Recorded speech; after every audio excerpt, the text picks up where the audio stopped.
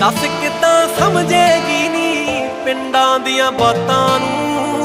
नलकियां दा पानी इत्थे सौ जांदा रातां नूं। नलकियां दा पानी इत्थे सौ जांदा रातां नूं। खुली हुई पुस्तक वरके रख देना राज कुड़े। टप जांदी कोठे साडे हासियां दी आवाज कुड़े। गल तैनूं होर